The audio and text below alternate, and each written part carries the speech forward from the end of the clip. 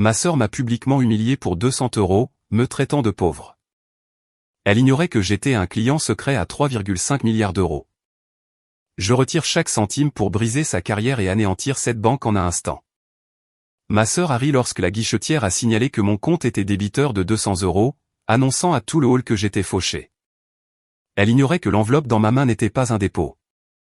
C'était un ordre de retrait de 3,5 milliards d'euros lorsque j'ai fait glisser ce papier sur le comptoir. Le sourire n'a pas seulement disparu de son visage. Il a disparu de toute la banque. Je m'appelle Élodie Moreau, et j'ai appris que le bruit le plus fort au monde n'est pas un cri ou une explosion, mais le silence d'une agence bancaire à l'instant qui précède son effondrement. Je me tenais au centre du hall de la banque de la Crête croissante, le climatiseur émettant une note basse et artificielle contre les murs de verre. J'étais là pour une correction, une erreur administrative, ou du moins c'est ce que ma mère avait appelé ça au téléphone. Des frais divers de 200 € qui avaient déclenché une alerte de découvert sur le compte joint familial que je surveillais encore, pour des raisons défiant toute logique. Ce n'étaient pas des frais divers. C'était une pénalité pour fonds insuffisants parce que quelqu'un avait essayé de déplacer de l'argent qui n'y était pas. De nouveau, je me suis avancé vers le comptoir avec la posture de quelqu'un qui analyse la comptabilité médico-légale pour vivre. Épaules en arrière, yeux en avant, visage dépourvu des tics nerveux que la culpabilité produit habituellement. La guichetière, une jeune femme nommée Sophie, qui avait l'air de préférer être n'importe où ailleurs, a pris ma pièce d'identité. Je n'ai pas eu le temps de parler avant d'entendre le claquement des talons. Pas n'importe quel talon, mais le staccato aigu et distinct des stilettos de créateurs frappant un carrelage bon marché. Élodie. La voix a été projetée juste assez fort pour être entendue au fond de la file d'attente. Je me suis retourné lentement. Ma sœur Bérénice se tenait là. Les bras croisés sur un blazer qui coûtait plus que le loyer mensuel de la guichetière. Son badge en or brillant indiquait assistante de direction d'agence. Elle souriait, mais c'était le genre de sourire qu'un requin donne avant de mordre. Toutes dents et pas de chaleur. J'ai vu l'alerte apparaître, a dit Bérénice, s'avançant dans mon espace personnel. Elle a modulé sa voix pour que le couple âgé derrière moi puisse entendre chaque syllabe. Vous êtes là pour les 200 €, n'est-ce pas? Mon Dieu, Élodie, tu as l'air si tendue. Ne me dis pas que tu stresses pour 200 €. Elle a laissé échapper un petit rire incrédule. Ça va si mal? Tu es fauché? Le mot est resté suspendu dans l'air. Fauché. Je n'ai pas bronché. Dans mon travail chez Intégrité Nordique Partenaires, je passais 12 heures par jour à regarder des données que les gens essayaient de cacher. Je savais regarder une feuille de calcul et y voir un mensonge. Je savais regarder ma sœur et en voir un aussi. C'est des frais de découvert, B. J'ai dit, d'une voix égale. Maman a encore trop dépensé. Maman essaie juste de vivre, soupira Bérénice, secouant la tête comme si elle avait affaire à un enfant capricieux. Elle a dit que c'était une dépense diverse. Pourquoi dois-tu être si calculatrice avec tout? C'est 200 €. Élodie, aide-la et laisse tomber. Arrête de faire comme si tu étais la seule à comprendre l'argent. Ma mère, Denise, est apparue depuis la zone d'attente près du bureau du seul conseiller. Elle attendait. Bien sûr qu'elle attendait. Elle a ajusté son foulard, jouant parfaitement le rôle de la matriarche lasse. Élodie, maman a dit, la voix tremblante légèrement pour les faits. S'il te plaît, ne fais pas de scène. Nous traversons un mois difficile. Réajuste ça pour le bien de ta sœur. Ça fait mauvaise impression si mon compte est à découvert quand elle travaille ici. Tu vois? Bérénice a souri en coin, s'appuyant contre le comptoir, bloquant la guichetière dans son travail. Elle a de l'argent, tu sais, a-t-elle dit à la salle en général, faisant un clin d'œil à l'homme en costume derrière moi. Elle est juste radine, elle thésaurise comme un dragon. Mais bon, si tu as besoin d'un prêt, Élodie, demande. Je peux faire bouger les choses pour la famille. L'humiliation était conçue pour être chirurgicale.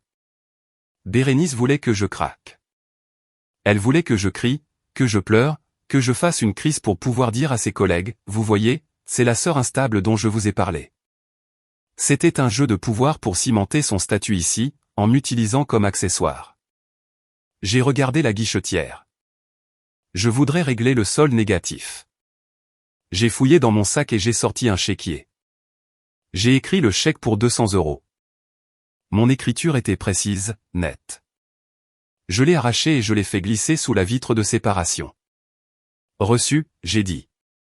Enfin, B a soufflé, vérifiant sa montre. Bien. Maintenant, peut-être que tu peux retourner dans la cave où tu travailles. Essaie de ne pas t'inquiéter pour ton loyer. D'accord. J'ai encore une transaction, j'ai dit. Je n'ai pas bougé. J'ai fouillé à nouveau dans mon sac. Cette fois, je n'ai pas sorti un chéquier. J'ai sorti une épaisse enveloppe de format légal. Elle était scellée du sceau de cire de mon conseiller juridique personnel, mais j'avais brisé le sceau dans la voiture. J'en ai extrait un seul document. C'était un ordre de retrait, notarié, vérifié, et tamponné d'un code d'autorisation prioritaire que la banque de la Crête croissante voyait rarement. J'ai posé le document sur le comptoir en marbre. Il a produit un son lourd et décisif. Je clôture le compte de tutelle Moreau, j'ai dit. Ma voix n'a pas augmenté, mais la température dans la pièce a semblé baisser de 10 degrés. J'exécute un retrait immédiat de la totalité du solde. Bérénice a roulé des yeux. Mon Dieu, Élodie, arrête d'être dramatique. Qu'est-ce que tu vas retirer? Les 5000 euros que grand-mère t'a laissés? Nous n'avons pas le temps pour ça. La guichetière a pris le papier. Elle a regardé le numéro de compte. Puis elle a regardé le chiffre tapé au centre de la page. Son visage est devenu pâle. Non pas blanc, mais gris. Sa bouche s'est ouverte, mais aucun son n'en est sorti. Elle m'a regardé, les yeux grands ouverts d'une peur primale soudaine. La guichetière a bégayé. Madame, lisez le montant, s'il vous plaît, j'ai dit pour vérification. La guichetière a dégluti difficilement. Ses mains tremblaient si fort que le papier vibrait contre le comptoir. 3,5 milliards d'euros, a-t-elle murmuré. Bérénice s'est figée, son sourire n'a pas disparu. Il s'est simplement désintégré. Elle a cligné des yeux, son cerveau n'arrivant pas à traiter l'information auditive. Que as-tu dit? 3,5 milliards d'euros, j'ai répété, me tournant vers ma sœur. Tu m'as traité de fauché, Bérénice. J'ai pensé que si j'étais si pauvre, je devrais probablement consolider mes actifs. Je ne voudrais pas être un fardeau pour votre succursale. Le silence qui a suivi était absolu. C'était un poids physique. Le bruit ambiant de la banque, les pas, la toux, le faible murmure des conversations ont cessé instantanément. C'est impossible, a chuchoté Bérénice, la voix cassée. Elle a arraché le papier de la main de la guichetière, ignorant le protocole. Elle a balayé les lignes du regard, ses yeux sautant frénétiquement. Compte de tutelle Moreau. C'est le compte relationnel, le capital d'ancrage. C'est mon capital, je l'ai corrigé. Détenu en fiducie jusqu'à mon 25e anniversaire ou jusqu'à ce que j'exécute un contrôle indépendant. J'ai choisi aujourd'hui. Tu ne peux pas. Ma mère a halté derrière moi. Élodie, c'est le levier de la famille. C'est pour ça qu'ils nous traitent comme des rois ici. Tu ne peux pas juste le prendre. Regarde-moi, j'ai dit. Les machines de la banque ont commencé à mal fonctionner, reflétant le personnel. Une imprimante de reçu s'est bloquée, émettant un gémissement aigu et grinçant qui déchirait le silence, mais personne n'a bougé pour la réparer. La guichetière a appuyé sur un bouton sous le bureau. Je connaissais ce bouton. C'était l'alarme silencieuse pour un directeur, habituellement réservée au vol. 30 secondes. C'est tout ce qu'il a fallu. La porte du bureau vitré au fond de l'agence s'est ouverte en grand. Le directeur d'agence, un homme nommé Monsieur Dubois, qui marchait habituellement avec une démarche lente et assurée, a pratiquement sprinté à travers le hall. Il était pâle, en sueur, sa cravate légèrement de travers. Il avait vu l'alerte sur son écran. Mademoiselle Moreau, a-t-il bredouillé, ignorant Bérénice entièrement. Mademoiselle Moreau, veuillez venir dans mon bureau. Il doit y avoir un malentendu. Une transaction de cette ampleur. Nous devons discuter de la logistique. J'ai décrit les instructions de virement dans le document, j'ai dit, ignorant sa main tendue. Je ne veux pas de réunion, Monsieur Dubois, je veux mon argent, la totalité des 3,5 milliards, aujourd'hui.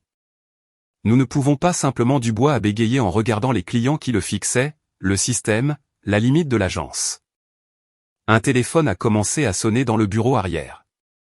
Puis un autre, puis un troisième. La porte arrière s'est ouverte et un homme en costume gris élégant en est sorti. Il ne faisait pas partie du personnel de l'agence. Il était de la sécurité régionale ou peut-être du risque d'entreprise.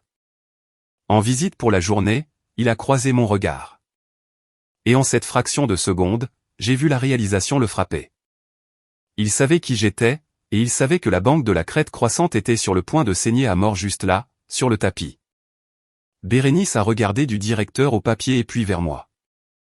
Pour la première fois de sa vie, elle semblait petite. « Élodie » a-t-elle murmuré. « Que as-tu fait ?» J'ai regardé le chèque de 200 € posé sur le comptoir. « Oublié. Je viens de payer mes dettes, B, j'ai dit doucement. Maintenant, je collecte les tiennes. On m'appelait la comptable de la famille avant même mes 12 ans. Ce n'était pas un terme affectueux. C'était un titre de poste. Ayant grandi dans notre petite ville manucurée, le mot famille était utilisé comme une arme. Il ne décrivait pas un cercle de sécurité ou d'amour inconditionnel. C'était un mot utilisé pour prélever des impôts. Dans ma maison, l'affection était une monnaie qui fluctuait en fonction des performances du marché. Et mes parents, Cal et Denise, étaient des traders impitoyables. Ils regardaient leurs enfants non pas comme des êtres humains à nourrir, mais comme des actifs à gérer, et comme tout portefeuille, ils avaient un actif spéculatif et une obligation à revenu fixe. Bérénice était la spéculation. Elle était l'investissement à haut risque et à haut rendement. Depuis qu'elle savait marcher, elle avait une sorte de force gravitationnelle qui courbait la lumière dans la pièce vers elle. Elle était bruyante, vibrante, et possédait un charme terrifiant et efficace qui fonctionnait sur tout le monde, des professeurs aux policiers. Quand Bérénice souriait, on se sentait choisi. Mes parents s'épanouissaient dans son reflet. Elle était leur monnaie sociale. Quand elle gagnait un concours de beauté ou obtenait un rôle principal dans la pièce de théâtre de l'école, Cal et Denise la faisaient défiler lors des barbecues de quartier, buvant les compliments comme s'ils avaient personnellement sculpté son argile. J'étais l'obligation.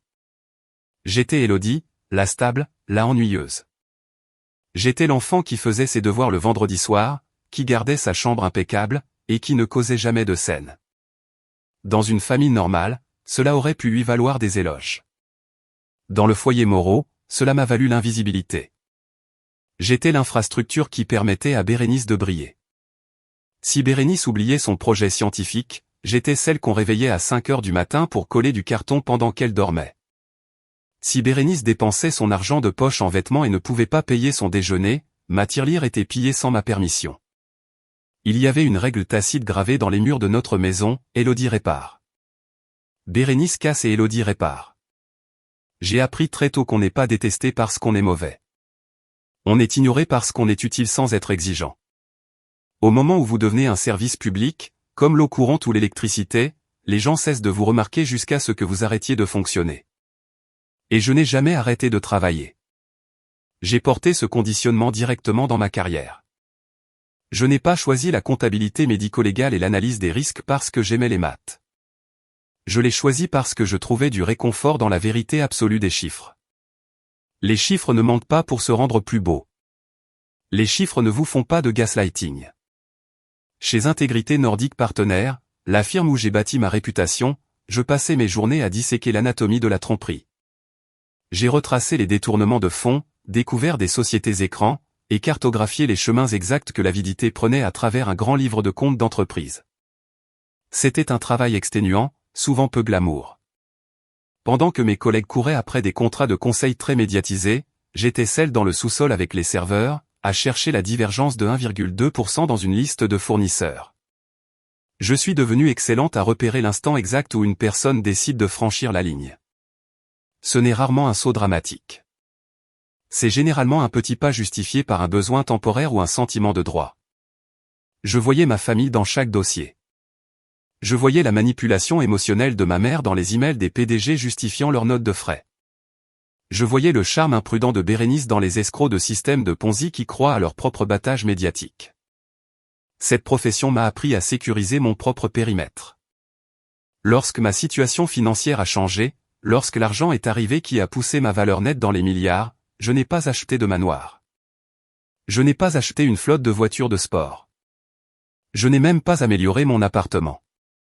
Je suis resté dans mon appartement censé de 2 chambres en ville. J'ai continué à conduire ma berline de 4 ans. Je l'ai fait parce que je connaissais ma famille.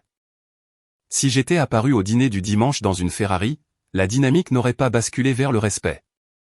Elle aurait basculé vers la consommation. Il m'aurait dévoré vivante. Les demandes auraient commencé modestement, des vacances ici, un paiement de voiture là, puis elles auraient escaladé jusqu'à ce que je ne sois plus qu'un chéquier avec un pouls. J'avais cessé de les sauver il y a des années. Une décision qui m'a valu la réputation d'être froide, radine et ingrate. « Tu as un bon travail, Élodie ?» disait ma mère, regardant mes vêtements simples avec dédain. « Pourquoi t'habilles-tu comme une bibliothécaire ? Tu pourrais aider ta sœur avec un acompte. Tu sais, elle est le visage de cette famille. » Il pensait que je thésaurisais un salaire à 6 chiffres bas. Il n'avait aucune idée que j'étais assise sur un empire. La partie la plus difficile du déguisement était Grant. Grant était la seule variable dans ma vie que je n'avais pas calculée. C'était un avocat d'affaires, pointu comme une attaque, avec une boussole morale qui avait miraculeusement survécu à la faculté de droit. Nous nous sommes rencontrés lors d'une enquête collaborative entre nos cabinets. Et pour la première fois, quelqu'un m'a vu. Pas Élodie la réparatrice, pas Élodie le distributeur automatique, mais Élodie la femme. Nous étions fiancés pendant 6 mois. Et je ne lui avais toujours pas dit toute l'étendue du compte de tutelle Moreau. Je me disais que c'était pour le protéger. Je me disais que je voulais une vie normale, une vie où nous nous disputerions pour savoir à qui c'était le tour de faire la vaisselle ou si nous pouvions nous permettre un voyage en Italie. Pas une vie où nous devions embaucher des assurances anti-enlèvement et des équipes de sécurité. Mais au fond, il y avait une peur plus sombre. J'avais peur que si je mettais 3,5 milliards d'euros sur la table, la lentille à travers laquelle il me voyait se briserait. J'avais peur que l'argent devienne la 3e personne dans notre mariage. Alors je l'ai laissé croire que j'étais juste une femme d'affaires prospère, juste à l'aise. Je l'ai laissé payer le dîner parfois. Je nous ai laissé partager le loyer. Je jouais le rôle du partenaire dans un ménage à 2 revenus, reflétant la normalité que je désirais tant. Ma famille, cependant, ne voulait pas que j'aie la normalité. Ils voulaient que j'aie une fonction. C'est pour ça que les 200 € ont été si blessants. Ce n'était pas le montant. Je pourrais perdre 200 € dans un coussin de canapé sans m'en rendre compte. C'était le test. Ma mère savait que je surveillais l'ancien compte joint, une relique de l'université dont je n'avais jamais pris la peine de me retirer parce qu'il était plus facile de l'ignorer que de se disputer à ce sujet. Elle savait que je verrais le découvert. Les frais divers étaient un mensonge. J'avais vu le journal des transactions avant d'entrer dans la banque. C'était un transfert vers un site de jeu en ligne, probablement l'un des investissements de mon père, suivi d'une tentative paniquée de l'annuler qui a déclenché les frais. Mais au lieu d'assumer, ils m'ont appelé. Ils m'ont envoyé dans la tanière du lieu de travail de Bérénice. Sachant qu'elle serait là, ils savaient que Bérénice profiterait de l'occasion pour affirmer sa domination. Ils savaient qu'elle ferait un spectacle. Et ils s'attendaient à ce que je fasse ce qu'Élodie fait toujours, baisser la tête, écrire le chèque, et absorber l'humiliation pour que l'image de la famille Moreau reste immaculée. Ils voulaient que le distributeur automatique dispense de l'argent sans reçu. Mais ils ont oublié une chose à propos des machines. Si vous les donnez assez de coups de pied, éventuellement les engrenages se coincent, ou pire, les protocoles de sécurité remplacent le système, et la machine décide de purger tout son inventaire pour éviter d'autres dommages. Debout dans ce hall, regardant Bérénice ricaner de ma pauvreté, j'ai réalisé que j'avais fini de jouer le rôle de l'obligation. J'avais fini d'être le filet de sécurité pour des gens qui portaient des couteaux pour me couper. J'ai regardé la bague de Grant à mon doigt et j'ai réalisé qu'en cachant ma vérité, je laissais ma famille dicter mon récit, je les laissais me définir comme la sœur fauchée et radine. Je n'étais pas fauchée. J'étais sans doute l'une des femmes les plus riches de l'État. Et il était temps d'arrêter de m'en excuser. Il était temps de leur montrer que la stable était en fait la seule à soutenir le toit, et j'étais sur le point de faire tomber le pilier. L'adrénaline de la confrontation à la banque de la crête croissante n'était pas encore retombée lorsque je me suis assise à ma table à manger. La copie numérique du relevé bancaire de ma mère brillait sur l'écran de mon ordinateur portable. Le silence dans l'appartement était lourd, un contraste saisissant avec le chaos que j'avais laissé derrière moi dans le hall. Grant a placé une tasse de café près de ma main.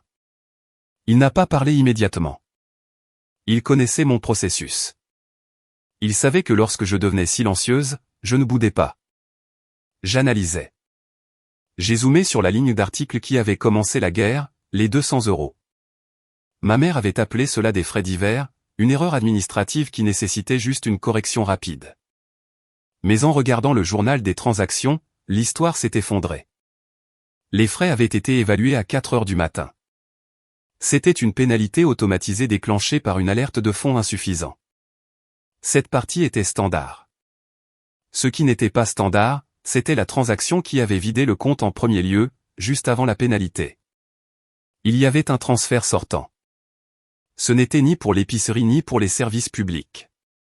C'était un transfert de 5 000 € vers une entité simplement étiquetée CRB interne SCRB, ai-je murmuré. Banque de la Crête croissante. Qu'est-ce que c'est? A demandé Grant, tirant une chaise en face de moi. L'argent n'a pas quitté la banque, j'ai dit, pointant l'écran. Quelqu'un a déplacé 5 000 € du compte joint familial vers un grand livre interne au sein de la banque elle-même. Cela a déclenché le découvert, qui a déclenché les frais de 200 €. Je me suis penché en arrière, le cuir de la chaise craquant. Ce n'était pas un accident, et ce n'était pas ma mère étant négligente avec les achats en ligne. C'était un remplacement manuel. Pourquoi? A demandé Grant. Sa voix était calme. La voix d'un avocat qui sait que la question est souvent plus importante que la réponse. S'ils voulaient juste 5 000 €, ils auraient pu les prendre sur des frais sur une année. Pourquoi déclencher une pénalité qui vous obligerait à venir à l'agence? C'est la question, j'ai dit. Pourquoi taquiner l'ours? J'ai pensé au visage de Bérénice, à sa théâtralité, à la façon dont elle avait projeté sa voix pour que toute la pièce puisse entendre. Tu es fauchée, Élodie? Elle n'était pas seulement méchante. Bérénice était cruelle, oui, mais elle était aussi calculatrice. Elle se souciait de son image avant tout. Crier sur un client nuisait généralement à cette image. À moins que le client ne soit le problème. Grant, j'ai dit lentement, les pièces s'emboîtant. Si j'avais crié sur elle, si j'avais jeté le chéquier, qu'est-ce qui se serait passé? Grant a haussé les épaules. La sécurité vous aurait escorté dehors. Peut-être qu'il vous aurait interdit l'accès à l'agence. Exactement, j'ai dit. Et si je suis banni, si je suis étiqueté comme cliente hostile, alors ils ont des motifs pour restreindre votre accès, a dit Grant, ses yeux se rétrécissant. Ils peuvent geler le compte en attendant un examen des signataires autorisés. Ils peuvent exiger que toute communication future passe par les canaux juridiques, ce qui prend des mois. Mon sang s'est glacé. C'était un piège à ours. Les 200 € n'étaient pas des frais. C'étaient des appâts. Ils voulaient que je vienne. Ils voulaient que B m'humilie jusqu'à ce que je craque. Ils avaient besoin d'une raison pour me qualifier d'instable ou de difficile afin de pouvoir bloquer le compte sans expliquer pourquoi. Ils craignaient que je ne bouge l'argent, alors ils ont essayé de me provoquer une action qui justifierait qu'ils le détiennent en otage. J'ai pris mon téléphone et j'ai composé un numéro que je n'avais pas utilisé depuis 2 ans. Lucas, j'ai dit quand la ligne s'est connectée, j'ai besoin d'un contrôle de pouls. Lucas était un trader quantitatif avec qui j'avais travaillé sur une affaire de fraude à Chicago. Il avait accès à des données de marché qui n'apparaissaient pas sur les tickers publics. Élodie, il semblait surpris. Je pensais que tu avais pris ta retraite en banlieue. De quoi as-tu besoin? Banque de la Crête croissante, j'ai dit, chaîne locale, 3 agences. Parle-moi de leur liquidité. Donne-moi 2 minutes. J'ai entendu le cliquetis rapide d'un clavier mécanique. Grant me regardait, la mâchoire serrée. Il comprenait maintenant. Ce n'était pas un drame familial. C'était une guerre financière. Et c'est parti, a dit Lucas, sa voix baissant d'une octave. C'est moche, Élodie. Tu fais tes opérations bancaires avec ces gens? Parle-moi, Lucas. Ils sont surendettés, a-t-il dit. Ils ont souscrit agressivement des prêts immobiliers commerciaux sur un marché mourant. Leur ratio prêt-dépôt est dangereusement élevé. En gros, ils utilisent des dépôts à court terme pour financer des prêts à haut risque à long terme. Si quelques gros déposants partent, tout s'écroule sous administration provisoire. Ont-ils des baleines? J'ai demandé. Quelqu'un d'assez gros pour les maintenir à flot? Difficile à dire de l'extérieur, a répondu Lucas. Mais en regardant leur capital de niveau 1, ils sont soutenus par quelque chose d'énorme. Un ou deux comptes font essentiellement le gros du travail pour l'ensemble du bilan. Si ces comptes bougent, la banque est insolvable avant la fin de la journée ouvrable. J'ai mis fin à l'appel et j'ai regardé Grant. C'est moi, j'ai dit. Je suis la baleine.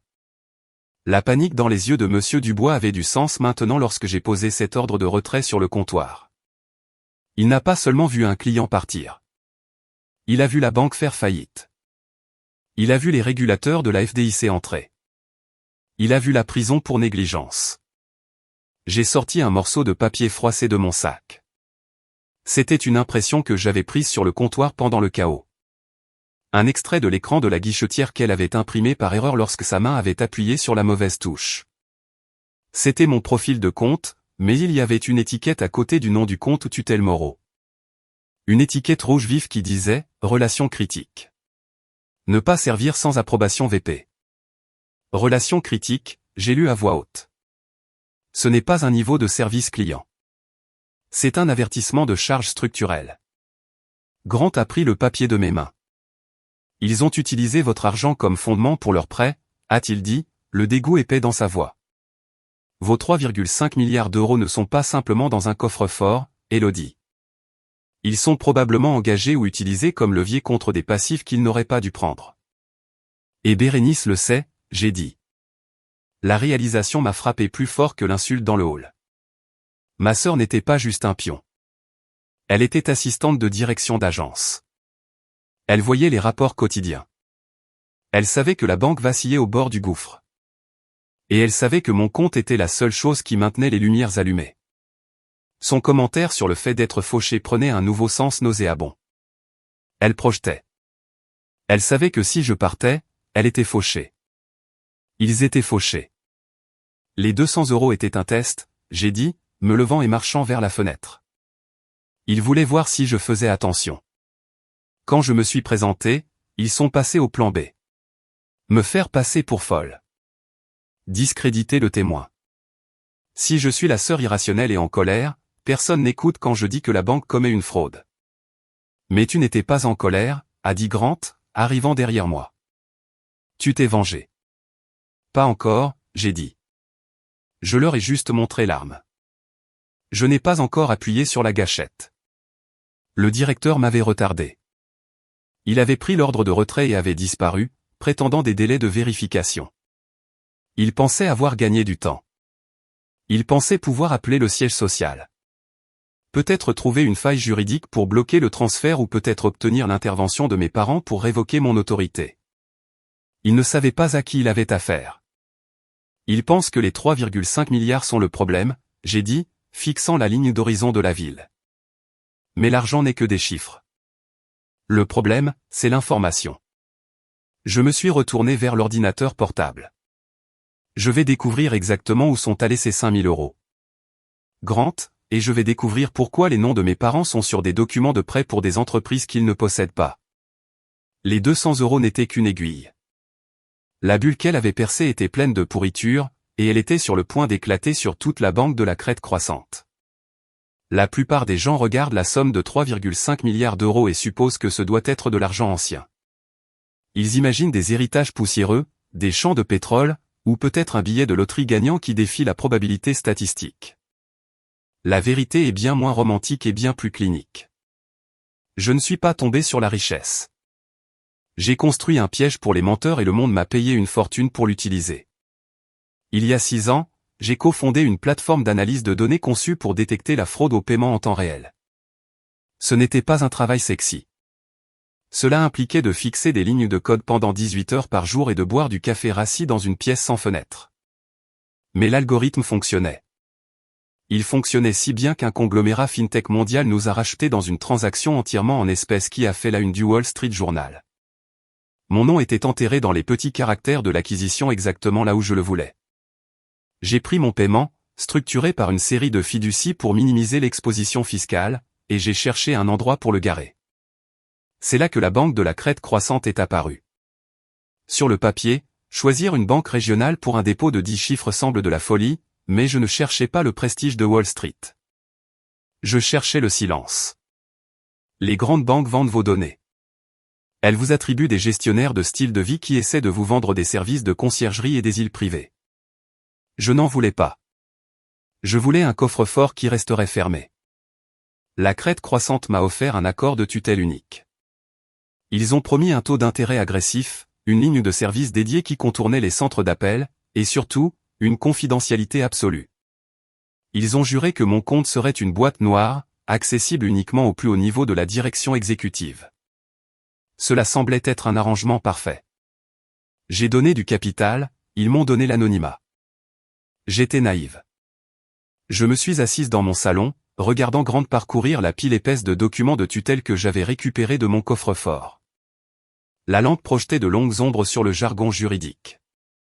Je réalise maintenant que la Crête Croissante ne me voyait pas comme une cliente. Il me voyait comme un pilier structurel pour le monde extérieur et pour les régulateurs. Mon dépôt rendait leur bilan imprenable. Cela leur permettait de déclarer une liquidité massive, masquant le fait que le reste de leur portefeuille était probablement pourri de l'intérieur. Je n'étais pas juste une déposante. J'étais la peinture sur les fissures dans la fondation. Ce contexte a tout changé sur l'emploi de B. Pendant des années, j'avais supposé que Bérénice avait obtenu son travail à la banque parce qu'elle avait charmé le responsable du recrutement. Elle était douée pour ça. Mais en regardant la chronologie, j'ai réalisé qu'elle avait été embauchée 2 mois après que j'ai ouvert le compte de tutelle Moreau. Mes parents l'avaient poussée dans le secteur bancaire, non pas parce qu'elle avait une aptitude pour la finance. Bérénice pouvait à peine équilibrer son propre chéquier, mais parce qu'il voulait un sentinelle. Je me souviens d'une conversation à dîner d'il y a 3 ans. Ma mère, Denise, rayonnait après son 3e verre de vin. C'est tellement bon d'avoir de la famille à l'intérieur, avait-elle dit, tapotant la main de Bérénice. Ça me rassure de savoir que l'un de nous surveille le flux d'argent. À l'époque, je pensais qu'elle parlait du modeste compte courant de la famille. Maintenant, j'ai compris le sous-texte. Il voulait la proximité. Il voulait le prestige d'être associé à l'institution qui détenait la fortune familiale, même si cette fortune était légalement la mienne. C'était une question de pouvoir. C'était pouvoir entrer dans une agence et voir les guichetiers se raidir par déférence parce qu'ils savaient qui était Bérénice. Grant a levé les yeux des documents, se frottant les tempes. L'expression sur son visage était un mélange d'admiration professionnelle et d'horreur personnelle. « Élodie » a-t-il dit, sa voix basse. « Vous avez le droit de retirer. La clause est claire. Article 4, section 2, liquidité immédiate sur demande. » Je sais, j'ai dit. C'est pour ça que je l'ai signé. Mais regardez la clause de risque de contrepartie. A dit Grant, tapotant le papier. Ils ont renoncé aux périodes de maintien standard pour vous. Ils étaient tellement désespérés de faire entrer cet argent qu'ils ont accepté des conditions franchement suicidaires pour une banque de leur taille. Si vous retirez 3,5 milliards d'euros en un seul virement, vous ne faites pas que baisser leurs réserves, vous les décapitez. Il m'a regardé, les yeux sérieux. Si vous exécutez ceci, ils vont paniquer. Je veux dire, une vraie panique, ils seront techniquement insolvables dans l'heure, à moins qu'ils n'aient une ligne de crédit de secours de la Fed, ce que je doute qu'ils aient, parce que leur code de risque est probablement gonflé par votre simple présence. J'ai pensé au visage du directeur dans le bureau vitré, à la sueur sur son front, à la façon dont il avait bégayé. Il savait. Il savait que sans le compte de tutelle Moreau, la Crête Croissante n'était qu'une collection de mauvais prêts commerciaux et d'un bail coûteux. Et puis j'ai pensé à Bérénice. Fauché, m'avait-elle traité? Elle se tenait là dans son blazer de créateur, ricanant à mon chèque de 200 euros, m'appelant Fauché devant son personnel. Un rire noir et froid a jailli dans ma poitrine. C'était absurde. C'était shakespearien. L'ironie était si riche qu'elle était presque suffocante. Bérénice et mes parents se pavanaient en ville, agissant comme de la royauté locale grâce à leur lien avec la banque, pensant qu'ils étaient ceux qui avaient le levier. Ils pensaient que j'étais l'échec de la famille parce que je conduisais une berline et que je coupons des coupons. Mais la réalité était inverse. Leur style de vie entier, leur statut social, la survie même de la banque, tout reposait sur mes épaules. J'étais le titan qui soutenait leur ciel, et ils avaient passé toute leur vie à me lancer des pierres aux pieds. Il pense que je suis piégé, j'ai dit à Grant. Il pense que je ne vais pas bouger l'argent parce que la famille le garde là-bas. Il pense pouvoir m'insulter, me manipuler et m'utiliser comme accessoire parce que j'ai toujours été la silencieuse. Je me suis levé et j'ai marché jusqu'à la fenêtre. En regardant les lumières de la ville, je pouvais voir le contour faible de l'enseigne de la crête croissante sur la tour du centre-ville. Je ne suis pas fauché, ai-je murmuré au verre. Vous l'êtes si je pars. La banque s'effondrerait. Bérénice perdrait son emploi. Mes parents perdraient leur statut VIP et feraient probablement face à des appels immédiats sur toutes les dettes qu'ils auraient garanties par mon soutien implicite. Ils voulaient faire de moi une blague. Ils voulaient utiliser des frais de 200 € pour m'humilier jusqu'à la soumission. Grant, j'ai dit, me tournant vers lui. Je ne veux pas seulement retirer l'argent. Je veux documenter le processus. Qu'est-ce que tu veux dire? A-t-il demandé. S'ils doivent tomber, ils essaieront de m'en blâmer. J'ai dit, ils diront que j'étais vindicative. Ils diront que j'ai violé le contrat. Je dois être impeccable. Nous allons transformer ce retrait en une leçon magistrale de conformité. J'avais fini d'être la victime. J'avais fini d'être la sœur qui nettoyait le désordre. S'ils voulaient jouer à des jeux avec mon argent, je leur montrerais exactement comment le jeu était joué quand on possédait le plateau. J'allais transformer la banque de la crête croissante en une étude de cas pour chaque école de commerce du pays. Comment perdre 3,5 milliards d'euros en 10 minutes? Prends ta mallette, j'ai dit à Grant.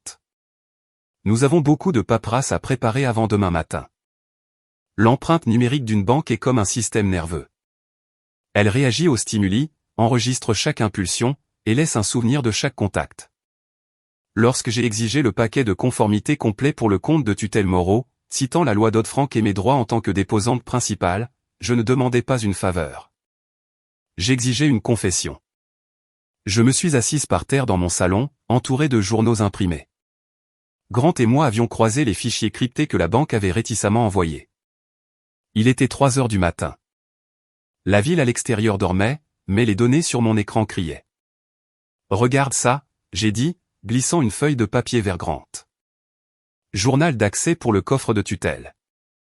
ID utilisateur BM749. C'est le code interne du bureau de l'assistante de direction de l'agence de la crête croissante.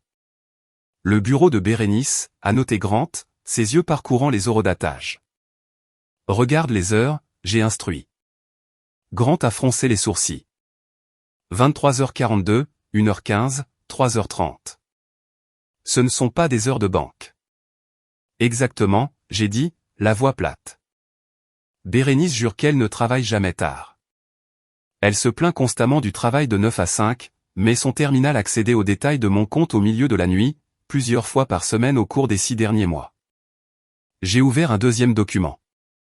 Celui-ci était une note de service attachée à l'une des sessions nocturnes. La note était brève, tapée dans le jargon que les banquiers utilisent pour couvrir leurs traces. Vérifier la position de liquidité. Maintien ou confirmé. Il vérifiait si l'argent était toujours là, a dit Grant, réalisant l'implication. Pourquoi aurait-il besoin de vérifier la liquidité à 2 heures du matin à moins qu'il ne déplace des choses qui en dépendent? Parce qu'ils utilisaient mon solde comme un actif fantôme, j'ai dit.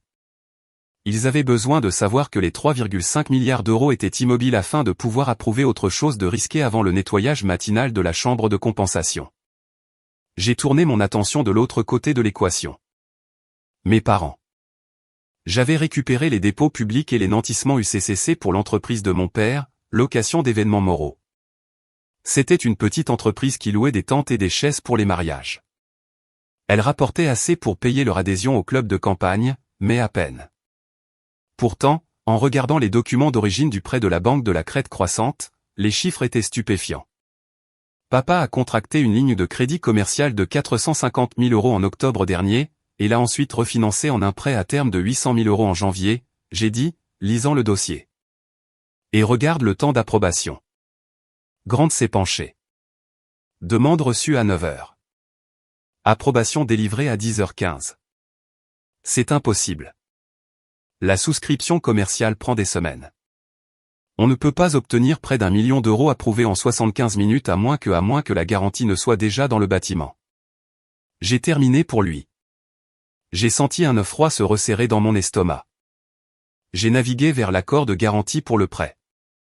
Habituellement, un prêt commercial est garanti par des stocks ou des biens immobiliers, mais Location d'événements Moreau ne possédait pas son entrepôt. Il le louait et les stocks étaient des chaises en plastique dépréciées. Là, dans la section intitulée « Sécurité supplémentaire », il y avait une phrase qui faisait tourner la pièce. Garantie croisée contre les actifs relationnels liés conformément à l'accord de garantie maître daté du 12 novembre. Je n'ai jamais signé de garantie maîtresse, j'ai murmuré. Laisse-moi voir la page de signature, a dit Grant brusquement. J'ai fait défiler vers le bas. Il y avait une signature. Elle disait Élodie Moreau. Elle ressemblait à ma signature. Elle avait la boucle sur le Y et la pente nette du A, mais elle était trop parfaite. Elle manquait du léger tremblement d'une main humaine. C'était un tampon numérique. C'est une copie, a dit Grant, sa voix dure. Ils ont pris une capture numérique de votre signature à partir d'un document légitime. Peut-être lorsque vous avez ouvert le compte, et ils l'ont collé sur un formulaire de garant. Qui a autorisé cela? J'ai demandé, même si je soupçonnais déjà la réponse. J'ai retracé le code du responsable de prêt sur le document d'approbation. Ce n'était pas un employé de niveau agence. C'était un code de remplacement régional. Les initiales à côté de la case d'approbation finale étaient WP. Wesley Pike, j'ai dit. Le nom avait un goût de cendre. Wesley Pike était le directeur régional de la Crête croissante. C'était un homme aux cheveux argentés et avec un sourire qui semblait avoir été pratiqué dans un miroir. Il était venu au barbecue de mes parents le 4 juillet. Il apportait du scotch coûteux à mon père et complimentait la salade de pommes de terre de ma mère. Il avait l'habitude de me tapoter la tête quand j'étais plus jeune et de m'appeler la petite génie des chiffres. Je me souviens d'un dîner il y a 2 ans. Wesley était assis sur notre patio, faisant tourbillonner son verre. « Votre fille est une fille intelligente, Cal, avait-il dit à mon père, elle comprend la valeur de la stabilité. Nous avons de la chance de l'avoir comme cliente. » J'avais pensé qu'il était poli. Je réalise maintenant qu'il remerciait ses co-conspirateurs.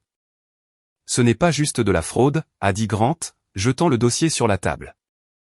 C'est un piège systémique. Wesley Pike a approuvé des prêts à mes parents qu'ils ne pourraient jamais rembourser. Il leur a donné de l'argent pour des améliorations de style de vie, pour la voiture de Bérénice, pour l'image qu'il voulait projeter, et il a utilisé mon compte comme police d'assurance silencieuse. Si je retire l'argent, j'ai dit, la logique s'emboîtant. La garantie de ces prêts disparaît, la banque appelle immédiatement les prêts, et vos parents font défaut, a ajouté Grant. Et parce que votre signature est sur la garantie, la banque essaiera de saisir une partie de vos fonds pour couvrir leurs dettes avant que vous ne puissiez retirer l'argent. C'est le piège, Élodie. Ils ne vous ont pas seulement utilisé. Ils vous ont attaché à l'ancre pour que vous vous noyiez avec eux. J'ai fixé l'écran. La trahison était totale. Mes parents n'avaient pas seulement emprunté de l'argent. Ils avaient vendu ma sécurité pour acheter leur illusion de richesse. Ils avaient laissé un banquier entrer chez nous, boire notre vin, et élaborer des plans pour m'asservir à leurs dettes.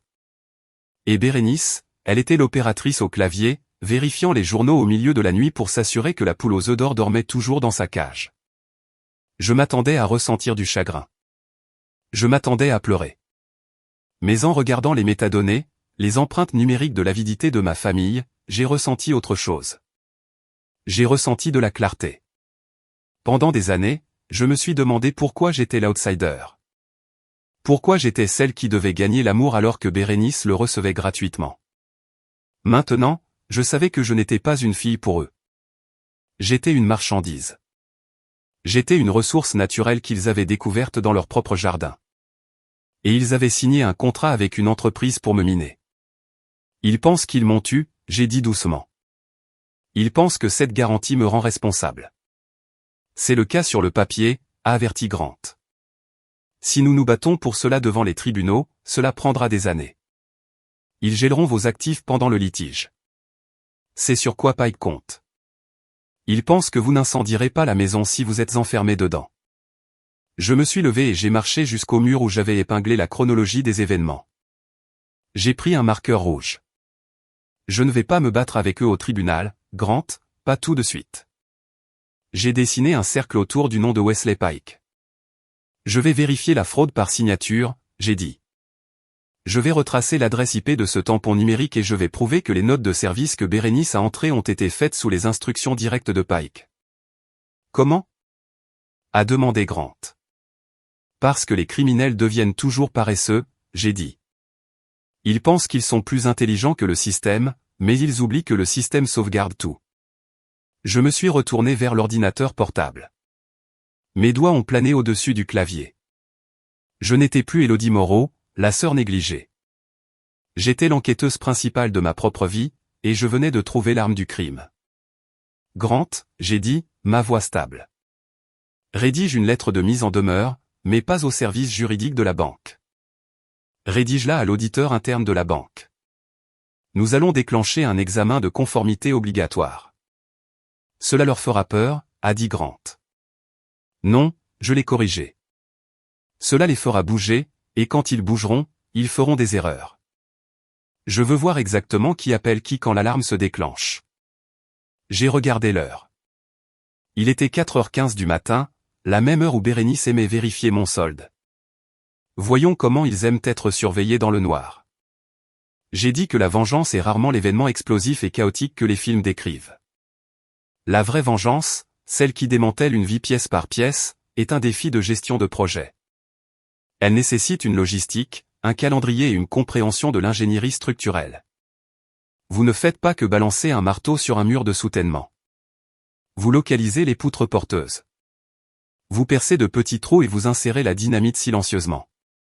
J'ai passé les 48 heures suivantes à construire mes explosifs. La première étape était de créer un récipient. Je ne pouvais pas transférer 3,5 milliards d'euros sur un compte courant personnel sans déclencher toutes les alarmes de l'IRS et du département du Trésor. J'avais besoin d'un conteneur qui semblait ennuyeux, professionnel et impénétrable. J'ai contacté mes avocats dans le Delaware et j'ai accéléré la formation d'une nouvelle entité, Portefeuille de la baie de Marrow. Cela sonnait comme une entreprise de logistique maritime ou un ennuyeux expert en sinistre. C'était le but. Portefeuille de la baie de Marrow n'avait aucune histoire, aucun visage public, et surtout, aucun lien avec le nom Moreau dans son en-tête commercial quotidien. C'était un navire fantôme conçu pour un seul but, transporter une cargaison très lourde hors d'une zone de guerre. La structure est prête, j'ai dit à Grant. Nous étions de retour dans mon appartement, qui était devenu effectivement une salle de guerre. J'ai mis en place un protocole de transfert à 3 couches. Couche 1 est l'appel de liquidité initiale de la crête croissante à l'intermédiaire de tutelle. Couche 2 est un virement SWIFT aveugle vers une grande banque de compensation à New York. Couche 3 est la dispersion en obligations du Trésor et en fonds indiciels de premier ordre sous la bannière de Portefeuille de la baie. Grant a hoché la tête, examinant l'organigramme que j'avais épinglé au tableau blanc. C'est propre, a-t-il dit. Mais le point d'étranglement est la couche 1. La crête croissante doit libérer les fonds. S'il tarde, toute la chaîne se brise.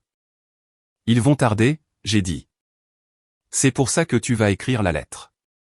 Grant s'est assis à son ordinateur portable et a commencé à rédiger l'arme qui allait forcer leurs mains. C'était une demande de conformité, citant des sous-sections spécifiques du code bancaire qui exigeaient une liquidité immédiate pour les comptes de tutelle après vérification de l'identité. Mais les dents de la lettre étaient dans le dernier paragraphe. Si le délai dépasse la limite légale de 2 heures, Grant a lu à voix haute en tapant. Nous déposerons immédiatement une plainte formelle auprès du Bureau de la conduite bancaire nationale pour un audit médico-légal de la solvabilité et des pratiques de liquidité. Parfait, j'ai dit. Le BCBN est la seule agence qu'ils ne peuvent pas soudoyer. Si une équipe d'audit entre dans leurs locaux, ils gèlent tout. Wesley Pike le sait. Il préférerait perdre mon dépôt plutôt que de laisser les fédéraux ouvrir ses classeurs. Envoyons-nous cela maintenant ? A demandé Grant, son doigt planant au-dessus de la touche entrée. Non, j'ai dit, nous l'envoyons au moment où je franchis les portes. Si nous les avertissons maintenant, Pike passera les 2 jours suivants à déchiqueter des documents et à fabriquer de nouveaux accords de garantie. Nous devons les attraper avec l'encre encore fraîche. J'ai pris mon téléphone. Il était temps de tendre le piège à la famille. Ma mère m'envoyait des messages textes sans arrêt depuis l'incident à la banque. Ces messages étaient une leçon de culpabilisation. Ta sœur pleure dans sa chambre. Comment peux-tu être si froide ? Nous voulons juste parler. Nous voulons redevenir une famille. Il ne voulait pas d'une famille. Il voulait un cessez-le-feu pour pouvoir renégocier les termes de ma reddition. J'ai tapé une réponse. Rencontrons-nous demain soir. Dîner à la maison. Je savais à quoi ressemblerait ce dîner. Ce serait une embuscade. Mon père ferait des menaces sur la loyauté. Ma mère pleurerait sur les difficultés.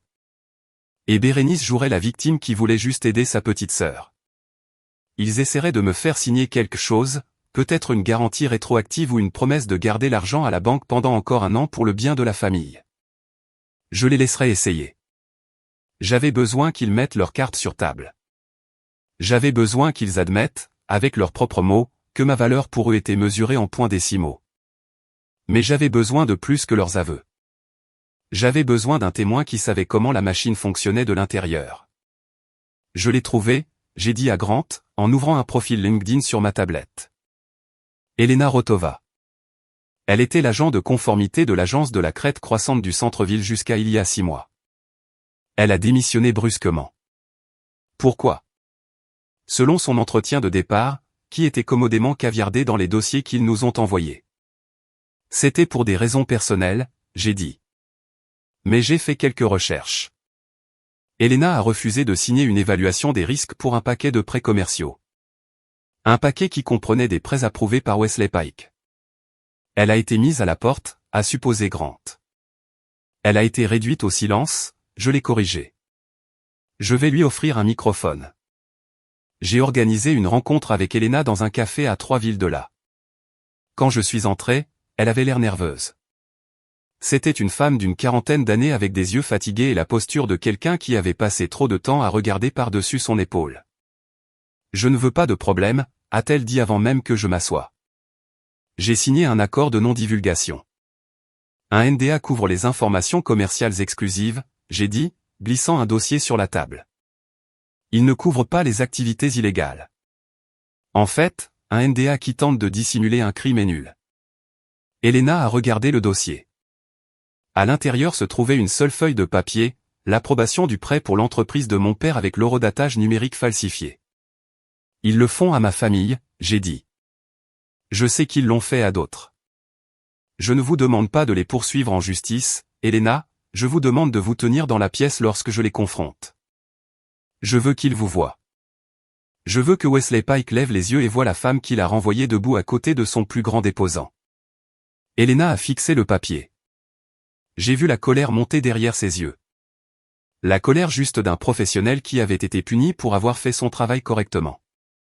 Il m'a dit que je n'étais pas un esprit d'équipe, a-t-elle dit doucement. Il a dit que je ne comprenais pas comment la banque moderne fonctionnait. Voulez-vous m'aider à lui montrer comment cela fonctionne? J'ai demandé. Elle a pris une profonde inspiration et a hoché la tête. Dites-moi quand. Mardi matin, j'ai dit. 9 heures. Je suis retourné à l'appartement pour finaliser la logistique. J'ai établi un protocole strict pour toute communication avec la banque à partir de maintenant. Pas d'appel téléphonique. Si Bérénice ou Pike appelait, je laissais aller à la messagerie vocale. J'ai envoyé un bref email au directeur d'agence indiquant qu'à compter de maintenant, toutes les demandes concernant le compte de tutelle Moreau doivent être soumises par écrit via un email sécurisé. Je voulais une trace papier. Je voulais que chaque mensonge, chaque tactique de retard, et chaque menace soit dactylographiée, horodatée et archivée sur un serveur qu'il ne pourrait pas supprimer. Grant me regardait organiser les dossiers. Tu apprécies ça, a-t-il observé. Je n'apprécie pas ça, j'ai dit, alignant les bords des papiers de constitution de portefeuille de la baie. Je l'exécute. Il y a une différence. Le plaisir implique l'émotion. C'est juste de la physique. Pour chaque action, il y a une réaction égale et opposée. Ils m'ont poussé. Maintenant, la physique riposte. J'ai regardé le calendrier. Le dîner avec mes parents était prévu pour demain soir. Ce serait le saignement émotionnel. Mais le final, le moment où la lame de la guillotine tomberait réellement, devait se produire là où tout a commencé. Je ne le ferai pas par téléphone. Je ne le ferai pas par email. Nous retournons à l'agence. J'ai dit à Grant. Mardi matin. Je veux me tenir à ce comptoir. Je veux que Bérénice porte son badge. Je veux que le hall soit plein de clients. Ce sera un spectacle, a averti Grant. Non, j'ai dit, un spectacle est désordonné. Ce sera une extraction chirurgicale. Je vais entrer là-dedans. Je vais signer un seul papier et je vais repartir avec ma liberté. Si la banque s'effondre derrière moi, ce n'est pas ma faute. C'est la gravité. J'ai regardé le plan une dernière fois. L'entité était formée. La route de transfert était cartographiée. La menace juridique était chargée. Le témoin était sécurisé. Et le piège était tendu. J'étais prête à aller dîner. J'étais prête à laisser ma famille penser qu'ils avaient encore une chance de me manipuler. Je les laisserais parler. Je les laisserais supplier. Et puis, quand ils penseraient avoir gagné, je les inviterais à la banque pour regarder la fin du monde. Le rôti de bœuf était trop cuit. Il reposait au centre de la table en acajou comme une île grise et sèche entourée de la plus belle vaisselle de ma mère. C'était la scène que mes parents avaient préparée pour les pourparlers de paix, une phrase que mon père, Cal, avait utilisée au téléphone avec une jovialité forcée. Mais alors que j'étais assise en face de Bérénice, je savais que ce n'était pas des pourparlers de paix. C'était une négociation d'otages, et j'étais censé payer la rançon. Grant était assis à côté de moi, sa main reposant légèrement sur son genou, assez proche pour que je puisse sentir sa chaleur. Il était la seule chose réelle dans une pièce pleine de contrefaçons. Nous voulons juste éclaircir les choses, ma mère, Denise, a dit, versant du vin avec une main qui tremblait légèrement. Elle portait ses perles, celles qu'elle prétendait être des héritages, mais qui étaient en fait des bijoux fantaisie haut de gamme. Nous sommes une famille. Les familles se battent, mais nous revenons toujours à la table. Bérénice fixait son assiette. Elle avait l'air épuisée, mais soigneusement. Son maquillage était fait pour accentuer les cernes sous ses yeux, lui donnant l'apparence d'une tragédienne. Je suis désolé pour la banque, a dit doucement Bérénice. Elle n'a pas levé les yeux. J'étais juste stressé. Tu ne comprends pas la pression que je subis. Élodie, les objectifs, le réseautage. Je dois être opérationnel 24 heures sur 24. Je dois avoir l'air de ce que je vends. Je dois vendre l'image que la famille Moreau est prospère. L'image, j'ai répété, coupant un morceau de la viande sèche. C'est comme ça qu'on appelle ça maintenant? Ne sois pas narquoise, a averti Cal, sa voix grondant du bout de la table. Ta sœur travaille dur. Elle est dehors tous les jours à bâtir des relations qui bénéficient à cette famille. Toi, tu restes assise dans un bureau avec des feuilles de calcul. Tu ne sais pas ce qu'il faut pour serrer des mains et conclure des marchés. Je sais exactement ce qu'il faut pour conclure des marchés, j'ai dit, pensant à l'accord de garantie falsifié stocké sur mon disque crypté. Habituellement, il faut une garantie, le mot est resté suspendu dans l'air, le couvert de ma mère est tombé sur son assiette. Eh bien, c'est en fait ce dont nous voulions discuter, a dit Denise, sa voix montant d'une octave. Bérénice a une opportunité, une merveilleuse opportunité. Elle travaille sur une initiative parallèle, une société de conseil en style de vie de luxe. C'est brillant, vraiment, connecter des individus fortunés à des expériences exclusives. J'ai regardé Bérénice. Une entreprise de planification de fêtes?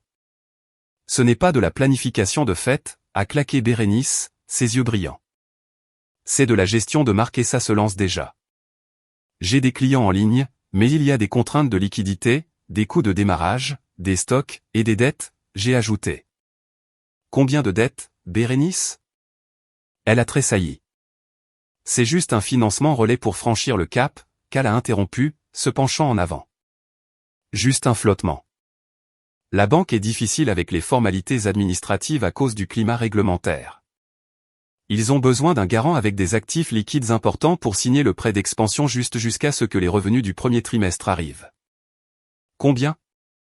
J'ai demandé. 2 millions d'euros, a murmuré ma mère. J'ai failli rire. Il voulait 2 millions d'euros pour couler dans une entreprise qui ressemblait à une légende Instagram. Mais puis j'ai regardé de plus près Cal. Il transpirait. Il faisait frais dans la salle à manger, mais il y avait une pellicule de transpiration sur sa lèvre supérieure. Tu as déjà pris l'argent, n'est-ce pas? J'ai demandé. Silence. Silence absolu et suffocant.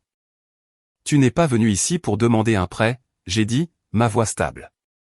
Tu es venu ici parce que le prêt est déjà dû, ou peut-être parce que le prêt n'a jamais été officiellement approuvé, et quelqu'un doit couvrir un trou dans le grand livre avant que les auditeurs n'arrivent. C'est compliqué, a crié Bérénice, frappant la table de sa main.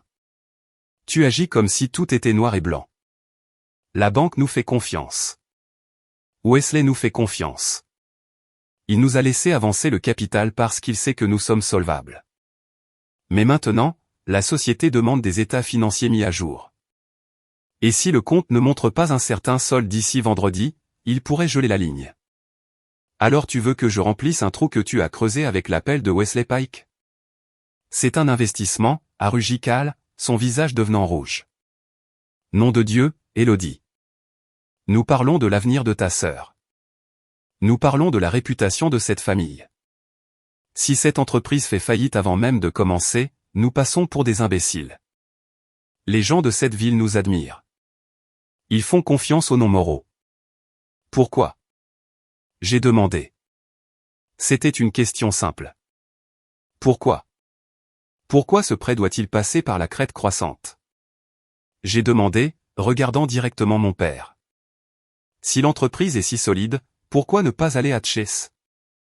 Pourquoi pas Bank of America? Pourquoi chaque dollar que cette famille touche doit-il passer par la seule agence où Bérénice a les codes de remplacement? La pièce est devenue morte. Ma mère a regardé Cal. Cal a regardé son verre de vin. Il ne pouvait pas répondre. Répondre reviendrait à admettre l'arnaque. Il ne pouvait pas aller dans une autre banque parce qu'aucune autre banque ne prêterait d'argent à une vague société de conseil de style de vie dirigée par une assistante de direction avec un score de crédit construit sur l'effet de levier. Ils avaient besoin de la crête croissante parce que la crête croissante était le seul endroit où les règles étaient facultatives. Tant que j'étais la garantie, parce qu'ils nous connaissent, a marmonné Cal enfin. Parce que la banque, c'est les relations. Tu ne comprendrais pas ça. Tu penses que l'argent n'est que des maths. C'est les gens qui croient en toi. Croire en toi, j'ai répété, ou croire que je serai toujours là pour signer le chèque. Tu as l'argent, a crié B, des larmes coulant enfin. C'est ça le but. Tu es assise sur des milliards, Élodie. Des milliards. Et tu nous fais passer au crible pour 2 millions d'euros comme si c'était tes économies de vie. Tu es si égoïste. Tu l'as toujours été. Tu thésaurises tout. Tu laisses maman et papa stresser juste pour que tu te sentes supérieur. Elle s'est essuyée les yeux agressivement. Si tu n'étais pas si radine, si tu avais juste payé les 200 € sans faire de scène, aucune de ces tensions n'aurait lieu. Mais non, tu devais prouver un point. Tu devais m'embarrasser. Je t'ai embarrassé? J'ai demandé. Tu m'as fait paraître faible, a-t-elle sifflé. Et maintenant, parce que tu as fait cette crise, le bureau régional surveille tout. Ils examinent mes dossiers. Si tu ne signes pas cette garantie, si tu ne déposes pas les fonds pour couvrir la position, ils vont commencer à poser des questions auxquelles je ne peux pas répondre. C'était là la confession. Elle ne demandait pas de capital d'investissement. Elle demandait de l'argent pour faire taire. Elle avait besoin de colmater une fuite qu'elle avait causée. Et elle voulait utiliser mon argent pour acheter le ciment. Grant a bougé sur sa chaise. Il m'a regardé. Son expression était neutre, mais ses yeux étaient vifs. Maintenant, j'ai hoché la tête, un mouvement si léger qu'il était presque invisible. J'ai pris une gorgée de mon vin. C'était aigre. D'accord, j'ai dit. Bérénice a cessé de pleurer instantanément. D'accord, je comprends la situation, j'ai dit. Tu as raison. J'ai les ressources et la famille devrait aider la famille. Ma mère a laissé échapper un souffle qui ressemblait à un sanglot. Oh, mon Dieu, Élodie. Chérie, je savais que tu comprendrais. Je savais que tu ne nous laisserais pas tomber. Je ne signerai rien ici, j'ai dit, posant mon verre. C'est trop d'argent pour un accord de table de dîner. Il faut que ce soit officiel. Il faut que ce soit fait par la banque. Oui, bien sûr, a dit Cal, se versant avidement plus de vin. Nous pouvons y aller demain. Wesley peut préparer les papiers. Non Wesley, j'ai dit. Juste nous. Je veux gérer ça au niveau de l'agence d'abord. Je veux voir les comptes, voir la structure, et ensuite j'autoriserai le transfert. Bérénice a semblé méfiante pendant une seconde, mais le soulagement a balayé son doute. Elle était si désespérée d'avoir une bouée de sauvetage qu'elle n'a pas remarqué le nœud coulant. Bien, B a dit. Viens à 9 heures. Je vais libérer mon emploi du temps. Nous pouvons le faire dans la salle de conférence à 9 heures. J'ai accepté. Grant viendra avec moi pour la révision juridique. Peu importe, Cal a agité la main avec dédain. Tant que le chèque passe, tu fais la bonne chose, Élodie. Enfin, il a levé son verre. À la famille Moreau. Qui monte ensemble. Je l'ai regardé. J'ai regardé l'homme qui avait vendu mon identité financière pour acheter un style de vie de club de campagne. J'ai regardé la sœur qui m'avait traité de fauché tout en volant pour mon avenir. J'ai regardé la mère qui m'aimait exactement autant que je pouvais payer. À la famille Moreau, j'ai dit, je n'ai pas bu. Nous sommes partis 10 minutes plus tard. L'air dehors était vif et pur, nettoyant l'odeur de rôti de bœuf rassis et de mensonges de ma peau. Ils pensent qu'ils ont gagné, a dit Grant alors que nous montions dans la voiture. Ils pensent que je vais là-bas pour écrire un chèque, j'ai dit, attachant ma ceinture de sécurité. Ils n'ont aucune idée que je vais là-bas pour fermer le compte. Et les 2 millions d'euros, a demandé Grant. Il n'y a pas de 2 millions d'euros, j'ai dit, démarrant le moteur. Il n'y a qu'un déficit, et demain, quand je couperai le courant, ils vont tomber dedans. J'ai conduit loin de la maison où j'ai grandi, laissant les lumières allumées dans la salle à manger. Ils célébraient probablement. Ils portaient probablement un toast à leur intelligence, à la facilité avec laquelle ils pouvaient manipuler la fille silencieuse. Laissez-les célébrer. Ce soir, c'était pour le toast. Demain, c'était pour la gueule de bois. J'ai franchi les doubles portes vitrées de la banque de la Crête croissante à 9h02 précise du matin. Je portais un tailleur anthracite, taillé et sans ornement, le genre d'armure que l'on porte à un enterrement ou à une déposition. Je ne portais rien d'autre qu'un seul portfolio mince en cuir et un stylo plume. Grant marchait un demi-pas derrière moi, portant une mallette plus lourde contenant les charges de démolition juridique que nous étions sur le point de faire exploser. L'agence était calme, baignée par le bourdonnement doux et trompeur du commerce. Mes parents étaient déjà là, assis dans les fauteuils rembourrés près du bureau du seul conseiller, ressemblant à une royauté anxieuse, attendant leur tribut. Ma mère, Denise, a lissé sa jupe lorsqu'elle m'a vu, affichant un sourire soulagé et serré. Mon père, Cal, a hoché la tête, vérifiant sa montre comme si mon arrivée à l'heure était une faveur personnelle qu'il me rendait. Bérénice se tenait derrière le comptoir, pas à son bureau habituel. Elle voulait traiter cette transaction personnellement. Elle voulait être celle qui touche l'argent. Son badge, assistante de direction d'agence, captait la lumière. Elle semblait victorieuse. Tu as réussi, a dit Bérénice, sa voix étant basse mais chaude. Le parfait numéro de sœur. J'ai les bordereaux de dépôt prêts pour le prêt-relais. Nous devons juste déplacer les 2 millions d'euros sur le compte de conservation et ensuite je peux libérer le reste. Elle a tendu la main pour le chèque qu'elle croyait que j'avais apporté. Je n'ai pas fouillé dans ma poche. Au lieu de cela, j'ai posé mon portfolio sur le comptoir et je l'ai ouvert. J'ai sorti un seul document. Ce n'était pas un chèque. C'était le même ordre de retrait que j'avais présenté il y a quelques jours, mais cette fois, il était attaché à une directive notariée transférant la totalité du solde de tutelle à portefeuille de la baie de Marrow. Exécutez le transfert, B, j'ai dit.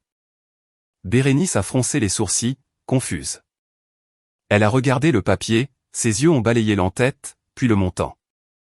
3,5 milliards d'euros. Élodie, a-t-elle murmuré, son sourire vacillant. Nous en avons parlé, du prêt, des 2 millions. Je ne suis pas ici pour un prêt, j'ai dit, ma voix portant clairement dans le hall silencieux.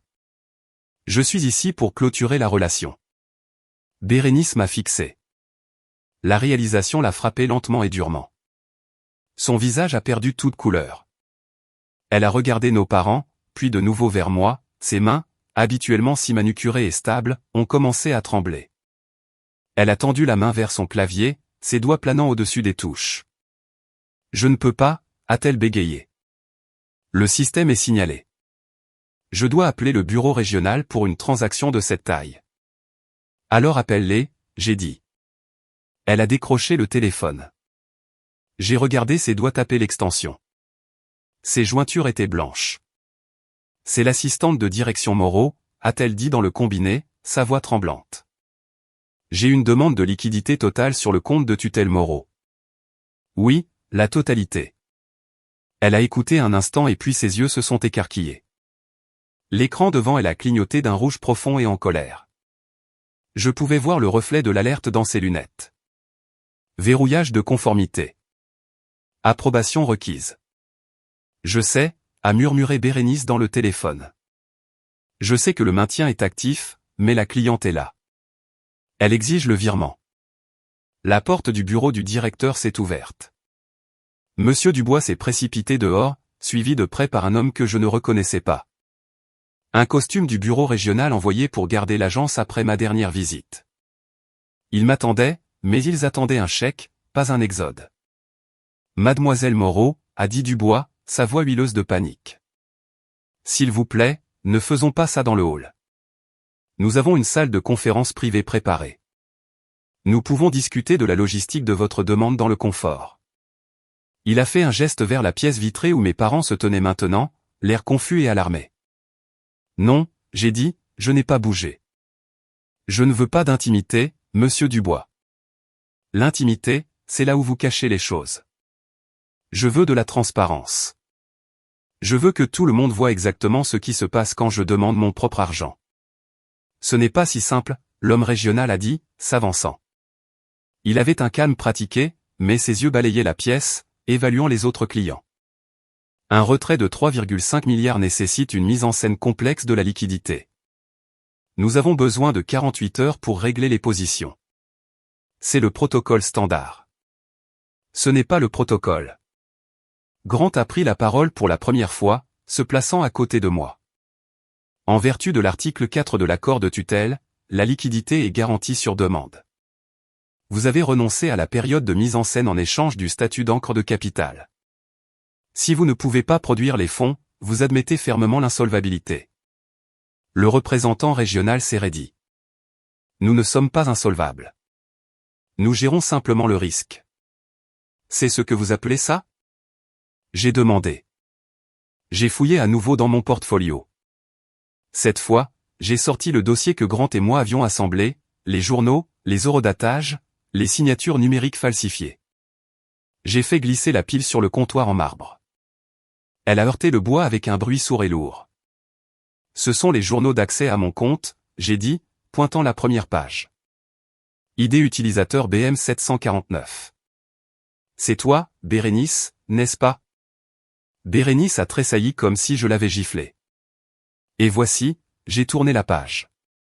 C'est une autorisation de crédit pour location d'événements moraux approuvée à 2h15 du matin. Et voici une garantie portant ma signature. Une signature qui a été numériquement arrachée de mes documents d'ouverture de compte et collée sur une demande de prêt que je n'ai jamais vue. Mon père Cal s'est avancé. Élodie, qu'est-ce que tu fais? Range ça. Qui l'a fait? J'ai demandé, l'ignorant. J'ai regardé droit dans les yeux de Bérénice. Qui s'est connecté au système à 2h du matin et a étiqueté mon compte comme garantie pour les prêts de papa? Qui a remplacé les protocoles de risque? Bérénice a regardé le représentant régional. Elle a regardé Dubois. Aucun d'eux n'a rencontré son regard. Elle était seule. GB a étouffé. Je devais le faire. Wesley a dit que ce n'était qu'une formalité. Il a dit que le système n'approuverait pas les mises à niveau à moins que nous ne lisions les comptes. Il a dit que c'était juste de l'entretien interne. Tu as entré les données, j'ai dit. Tu as entré les codes de remplacement. Il m'a promis la promotion, a crié Bérénice, sa voix se brisant, l'hystérie prenant le dessus. Il a dit que si je m'occupais du portefeuille familial, je serais rapidement promu VP régional. Je l'ai fait pour nous, Élodie. Pour la famille, ma mère a poussé un cri aigu, se couvrant la bouche. Oh mon Dieu, Bérénice, elle ne faisait que suivre les ordres, a crié Denise, se précipitant vers le comptoir, attrapant mon bras. Élodie, arrête ça. C'est ta sœur. Elle a fait ce que son patron lui a dit de faire. Tu ne peux pas lui en vouloir. Elle a commis une fraude. Mère, j'ai dit, retirant mon bras. Et toi aussi. Tu as signé des prêts que tu savais ne pas pouvoir te permettre, pariant sur le fait que je serais le détenteur silencieux du sac. Espèce d'ingrate, a rugi Cal, son visage devenant d'une dangereuse teinte de violet. Tu vas détruire cette famille à cause d'une question technique. Tu vas ruiner la carrière de ta sœur parce que tu es trop radine pour partager. Tu détruis notre gagne-pain. Le hall était mort de silence. Chaque client, chaque guichetier, chaque agent de sécurité regardait. L'air semblait mince, électrique. Je ne détruis rien, j'ai dit, ma voix tombant à une température qui a gelé la pièce. Je ne fais que reprendre ce qui est à moi. J'ai regardé le représentant régional. Vous avez deux choix. Soit vous exécutez ce virement maintenant, soit mon avocat peut appeler le bureau de la conduite bancaire nationale et leur remettre ce dossier.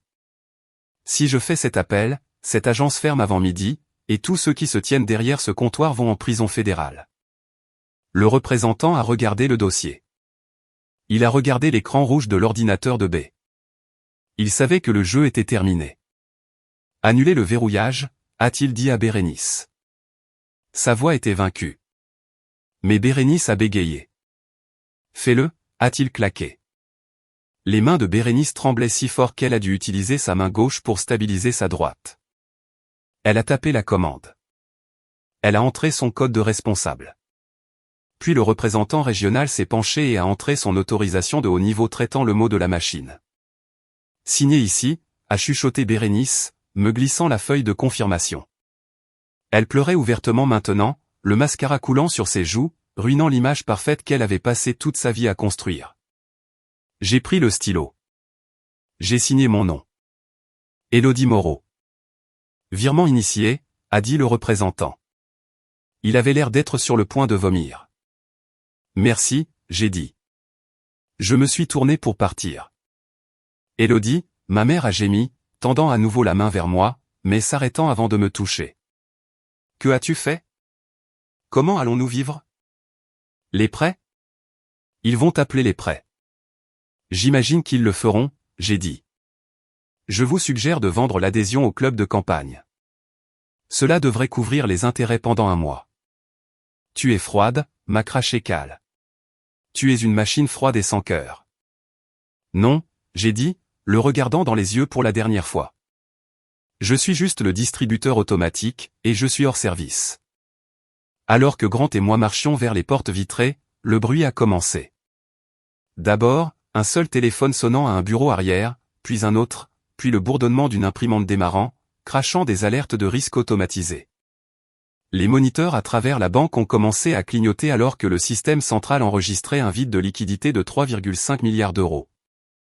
La panique que j'avais prédite n'était plus théorique. Elle se produisait. Le personnel courait entre les bureaux. Dubois criait dans un téléphone. Bérénice était affalée sur le comptoir. Le visage enfoui dans ses mains. J'ai poussé la porte et je suis sorti au soleil. L'air avait un goût sucré. Derrière moi, la banque de la crête croissante commençait à brûler, et je n'ai pas regardé en arrière. Les retombées ont commencé avant que l'encre numérique sur le reçu de transfert ne soit sèche. Bérénice a fait exactement ce que fait un narcissique acculé. Elle est allée sur les réseaux sociaux. Moins d'une heure après l'incident du hall de la banque, une longue publication décousue est apparue sur son fil. C'était un chef-d'œuvre de victimisation légendé avec une photo en noir et blanc de nos enfants. Le cœur brisé, a-t-il commencé, vous pensez connaître votre propre sœur. Vous pensez que la famille passe avant tout. Mais aujourd'hui, j'ai regardé ma propre chair et mon propre sang entrer sur mon lieu de travail et essayer délibérément de détruire ma carrière par pure jalousie.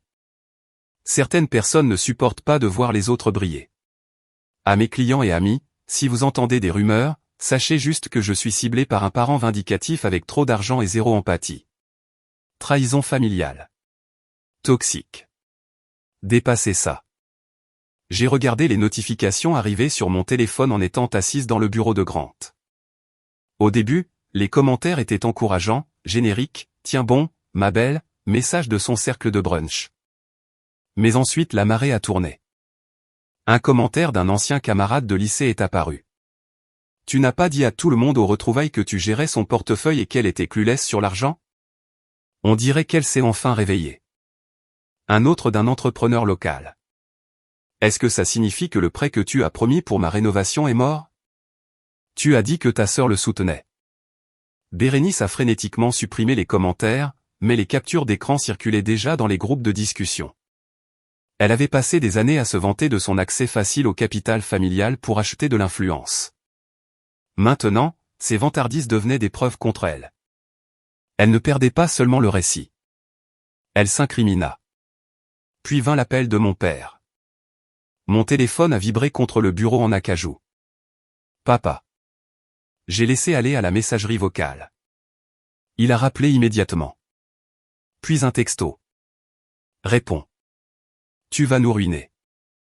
Je vais te poursuivre pour rupture de contrat verbal. J'ai montré l'écran à Grant. Contrat verbal? Il est désespéré, a dit Grant, tapant sur une ébauche de mise en demeure. Il essaie de prétendre que vos années de passivité équivalent à un accord contraignant de soutien indéfini. C'est légalement risible, mais cela montre son état d'esprit. Il pense qu'il vous possède. Je n'ai pas répondu au texto. Au lieu de cela, je l'ai transféré à l'adresse email officielle de Grant et lui ai fait envoyer une réponse standardisée. Toute communication future concernant Elodie Moreau ou ses actifs doit être adressée à un conseiller juridique. Tout contact direct supplémentaire sera considéré comme du harcèlement. Le silence de mon père après cet email était assourdissant.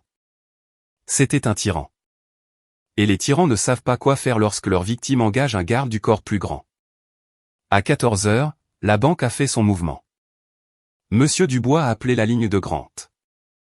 Sa voix n'était plus huileuse. Elle était cassante. Il a demandé une réunion d'urgence hors plateau. Nous avons accepté, mais seulement par vidéoconférence, et j'ai insisté pour l'enregistrer. Le visage de Dubois est apparu sur l'écran, pixelisé et pâle. À côté de lui se trouvait une femme que je reconnaissais comme la responsable juridique de la crête croissante. Moreau, l'avocate a commencé. Son ton était bref. Nous traitons actuellement votre demande de virement.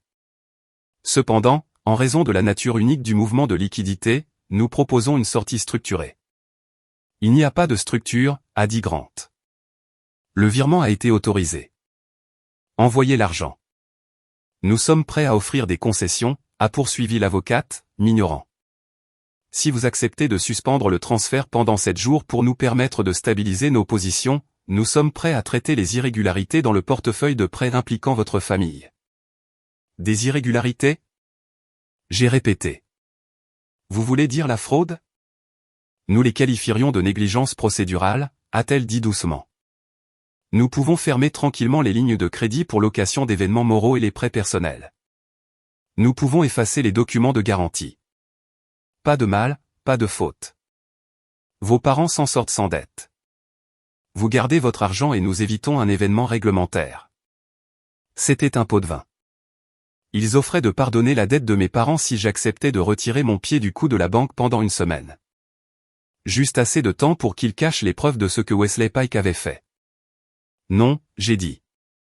Dubois avait l'air sur le point de pleurer. Mademoiselle Moreau, s'il vous plaît. Si cet argent bouge aujourd'hui, le ratio de liquidité régionale tombe en dessous des mandats fédéraux. Nous serons audités. Voici mes conditions, j'ai dit, me penchant vers la caméra. 1. Vous annulez immédiatement, pas effacer, annuler, toutes les garanties portant mon nom. 2. Vous initiez une enquête interne formelle contre Wesley Pike pour prêt prédateur et accès non autorisé aux données. 3. Vous me fournissez l'historique d'audit complet de chaque fois que mon compte a été accédé par Bérénice Moreau. Nous ne pouvons pas enquêter sur Monsieur Pike sans motif, a claqué l'avocate. C'est un directeur régional. J'ai un motif, j'ai dit. J'ai fait signe à Grant. Il a ouvert la porte et Elena Rotova est entrée dans le cadre. Les yeux de Dubois ont bondi. Il savait exactement qui elle était. Bonjour, Monsieur Dubois, a dit Elena, sa voix stable. J'ai mon affidavit sous serment concernant les remplacements forcés sur le compte Kensington l'année dernière, ceux que Wesley Pike m'a ordonné de signer avant ma démission. Cela établit un schéma de comportement. L'avocate à l'écran est devenue très immobile. Elle a regardé Dubois, puis moi, puis de nouveau moi. Elle a réalisé qu'il n'avait pas affaire seulement à une cliente en colère. Il faisait face à une affaire de dénonciation enveloppée dans une crise de solvabilité. Nous examinerons vos conditions, l'avocate a dit, et l'écran est devenu noir. 30 minutes plus tard, ma mère a appelé. Elle n'a pas crié. Elle semblait petite, brisée. Élodie, a-t-elle sangloté. Bérénice vient de recevoir un email. Ils l'ont suspendue en attendant l'enquête. Ils l'ont escortée hors du bâtiment. Elle est dans la voiture, hurlant. Elle dit que sa vie est finie. Sa vie n'est pas finie. Maman, j'ai dit, ressentant un étrange détachement. Sa carrière dans cette banque spécifique est finie. Il y a une différence. Comment peux-tu être si cruel? Elle sanglotait. C'est ta sœur et la banque de ton père vient de l'appeler. Ils gèlent la ligne de crédit de l'entreprise. Ils ont dit qu'il y avait des problèmes de conformité. Si nous ne pouvons pas payer la paie vendredi, la société de location fera faillite. Nous perdrons la maison. C'est ce que tu veux? Tu veux qu'on soit à la rue? Je veux que vous arrêtiez de mentir, j'ai dit. J'ai offert de vous aider pendant des années. J'ai payé vos cartes de crédit. J'ai acheté vos voitures. Et en retour, tu as volé mon identité pour garantir des prêts que tu savais ne jamais pouvoir rembourser. Tu as joué avec la maison. Maman, pas moi. Mais nous l'avons fait pour la famille, a-t-elle sangloté. Nous pensions que tu comprendrais. Tu as tellement et nous avons si peu. Tu avais une fille qui t'aimait, j'ai dit. Tu as échangé sa sécurité contre une adhésion à un club de campagne. C'était la transaction. J'ai raccroché. Je n'ai pas bloqué le numéro, mais j'ai coupé la sonnerie. Le coup final pour Bérénice n'est pas venu de moi, mais de l'image même qu'elle avait essayé de protéger. À 17h, la nouvelle de sa suspension avait fui. Dans une petite ville, les potins de banque se déplacent plus vite que la lumière. J'ai regardé les commentaires sur sa publication précédente devenir vicieux. Les gens qui avaient été envieux de sa vie parfaite ont soudainement senti le sang. Suspendu. Un commentaire disait, j'ai entendu dire qu'elle utilisait les comptes des clients pour fausser les chiffres. Attends. Un autre ajoutait, ma demande de prêt a été rejetée par elle la semaine dernière parce qu'elle a dit que je n'avais pas assez de garantie, mais elle approuvait sa propre famille avec de l'argent faux. Incroyable. Bérénice a publié une mise à jour frénétique. La vérité éclatera. Je suis victime d'une direction corrompue et d'une sœur jalouse. Je suis la victime ici. Mais elle avait fait une erreur fatale.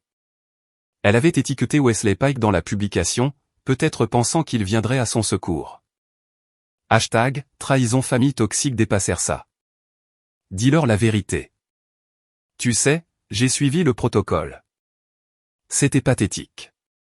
Elle suppliait publiquement l'homme qui l'avait piégé. Elle exposait le complot en temps réel. Grant a levé les yeux de son ordinateur portable. Le virement vient de passer la couche 1, a-t-il dit. Les fonds sont sortis de la crête croissante. Ils sont dans l'intermédiaire. La banque est officiellement vidée. J'ai senti un poids se soulever de ma poitrine. Une sensation physique de légèreté. L'encre était partie. Qu'est-ce qui se passe maintenant? A demandé Grant. Maintenant, j'ai dit, nous attendons que le bureau de la conduite bancaire nationale ouvre son email. Je n'avais pas encore envoyé la plainte. Je l'avais retenu, donnant à la banque une dernière chance de faire ce qu'il fallait pendant l'appel vidéo. Ils avaient essayé de me soudoyer à la place. Envoyez-la, j'ai dit. Grant a appuyé sur envoyer. La plainte comprenait tout.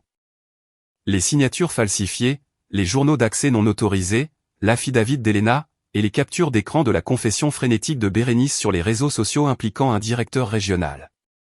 Ce n'était plus juste un retrait. C'était un ordre de démolition. J'ai regardé la photo de Bérénice sur son fil. Un selfie pris dans le miroir de la salle de bain de la banque, légendé, Boss Babe. Elle avait l'air si confiante. Elle ne savait pas qu'elle n'était qu'un bouclier de papier pour des hommes comme Pike. Et ce papier brûle vite. Encore une chose, j'ai dit, me levant. Je veux retourner à l'agence une dernière fois. Pourquoi? A demandé Grant. C'est fini. Pas encore, j'ai dit. L'argent est sorti, mais la vérité est toujours coincée à l'intérieur. J'ai une dernière réunion demain matin. Avec qui? Avec les auditeurs, j'ai dit. Je veux être là quand ils ouvriront le coffre-fort. Je n'avais pas fini. J'avais pris leur argent, oui, mais je devais toujours prendre leur réputation, et pour cela, je devais être dans la pièce lorsque les lumières s'éteindraient. La salle de conférence au fond de l'agence de la crête croissante était conçue pour impressionner. Elle avait des murs de verre du sol au plafond, une table en teck importée, et une vue sur le parking où la Mercedes louée par mes parents était garée. Mais aujourd'hui, la pièce ne ressemblait pas à un lieu d'affaires. Elle ressemblait à une salle d'audience. Je me suis assise au bout de la table. À ma droite se trouvaient les auditeurs du bureau de la conduite bancaire nationale, dirigé par un homme nommé Agent Vance, qui ressemblait à quelqu'un qui n'avait pas souri depuis la crise financière de 2008. À ma gauche se trouvaient les conseillers juridiques de la banque et Monsieur Dubois, le directeur d'agence, qui transpirait à travers sa deuxième chemise de la journée. Et en face de moi se trouvait ma famille. Mes parents Cal et Denise étaient blottis ensemble, l'air petit et effrayé. Bérénice était assise à l'écart d'eux. Elle ne portait pas son blazer aujourd'hui. Elle portait un sweat à capuche, les yeux rougis, les mains serrant une tasse d'eau en papier comme si c'était la seule chose solide qui restait dans son univers. Debout près du tableau blanc se tenait Wesley Pike, le directeur régional, l'homme qui était venu à nos barbecues, l'homme qui avait préparé ma sœur pour être sa complice. Il s'agit clairement d'un malentendu sur les protocoles internes, a dit Pike, lissant sa cravate. Il parlait à l'agent Vance, m'ignorant entièrement. Nous avons identifié la source de l'irrégularité. Il semble qu'un employé subalterne, l'assistante de direction Moreau, ait pris sur elle de remplacer les sécurités du système pour aider sa famille. Bien que ses intentions aient pu être nobles, ses actions étaient hors limite.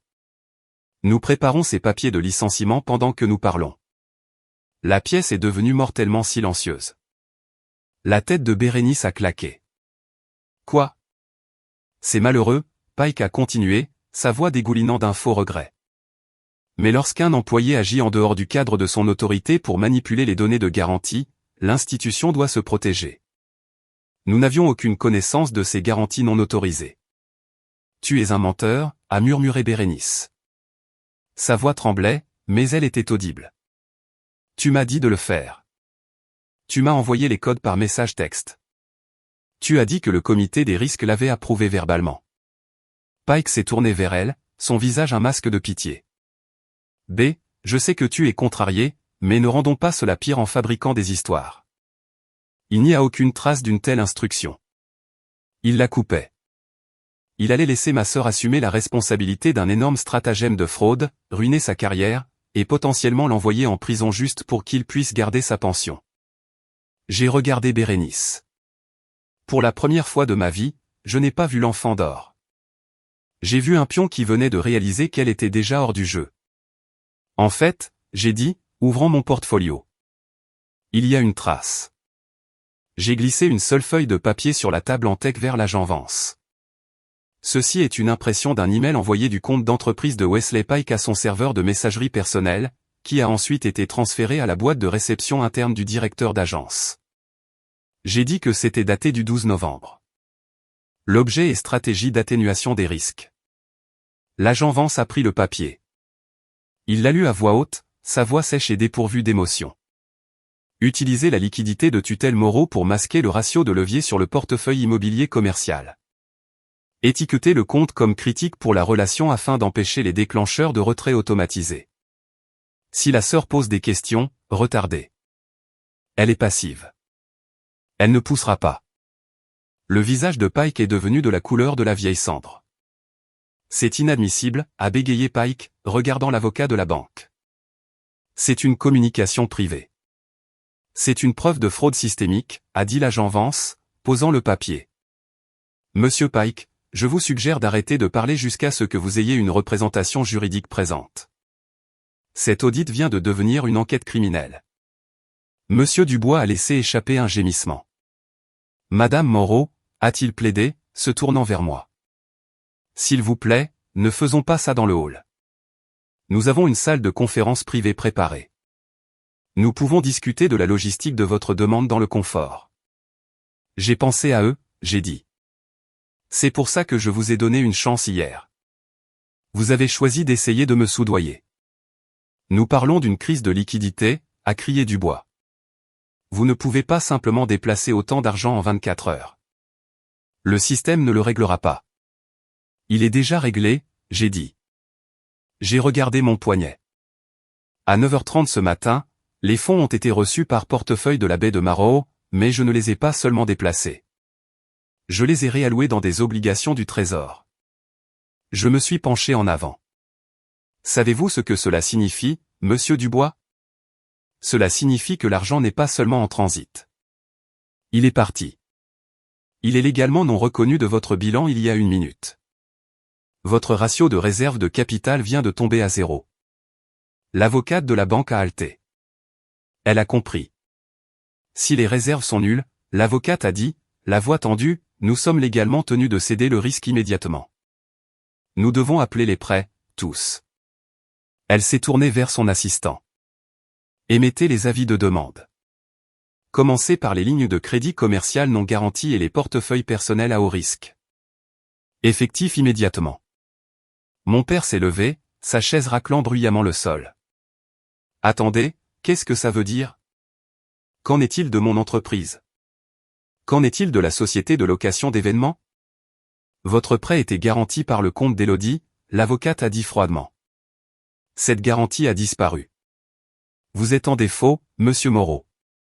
La totalité du solde de 800 000 € est due immédiatement. Si vous ne pouvez pas payer, nous passerons à la saisie des actifs de l'entreprise et de vos biens personnels d'ici la fin de la semaine. Et mon projet? B. Sa voix tremblante? Le prêt de 2 millions pour la société de conseil est annulé, a dit l'avocate. Et puisque vous avez tiré les 50 000 € initiaux pour les coûts de démarrage, vous les devez aujourd'hui.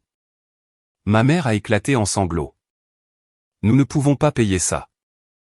Nous perdrons la maison. Élodie, s'il te plaît. Tu ne peux pas les laisser prendre la maison. La pièce s'est dissoute dans le chaos. Mes parents criaient après les avocats. Pike criait après les auditeurs. Dubois se tenait la tête dans les mains. Je suis resté parfaitement immobile. C'était le moment où la sœur Fauché tenait le destin de tout le monde dans ses mains. Arrêtez. J'ai dit. Je n'ai pas crié. J'ai juste parlé avec l'autorité de la seule personne dans la pièce avec de la liquidité. Le bruit s'est éteint. Je ne laisserai pas vous devenir sans abri, j'ai dit à mes parents. Je ne suis pas vous. Je ne détruis pas la famille pour le profit. L'espoir a inondé le visage de ma mère. Oh, Élodie, merci. Je te connaissais, mais je l'ai interrompu. J'ai des conditions. J'ai sorti un document de mon sac. Grant l'avait rédigé ce matin. C'est un accord de rupture, j'ai dit.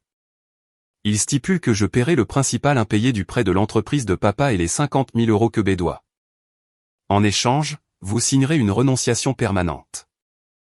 Vous n'utiliserez jamais mon nom, mon image ou mon crédit pour toute transaction financière. Vous me retirerez de vos testaments et je vous retirerai du mien. Je me suis tourné vers B.